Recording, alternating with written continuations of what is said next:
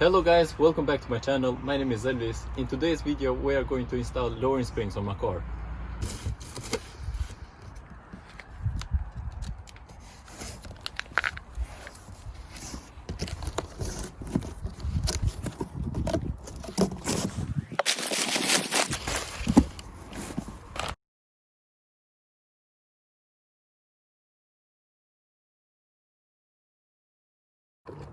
Okay, now this looks pretty cool actually. These are the Eibach springs that I've decided to run with. I have read some very good reviews on them and they are pretty affordable as well. We got two for the rears and two in the front. Both of them should lower the car about 50 millimeters. So this is how the car sits right now, and we're about to change it in a minute. But before we go ahead to the shop, I just want to show you how the car looks and sits right now before installing the lowering springs. These are some aftermarket wheels that I got for the car. OZ Racing rims, 245/40 in the front and 265/30 in the back. As you can see here, there's very little gap between the wheel and the fender.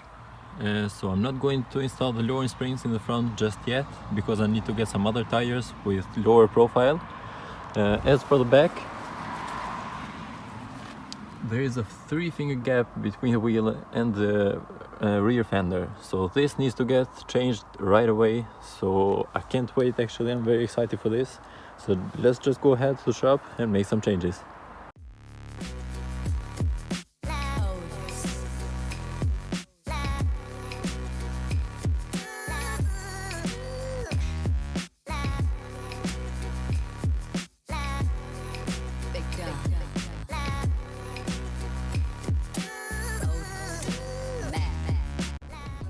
I would like to give a big shout out to Memo for letting me borrow his tools. He is a very hard working man that always have a solution to any car problem you might have.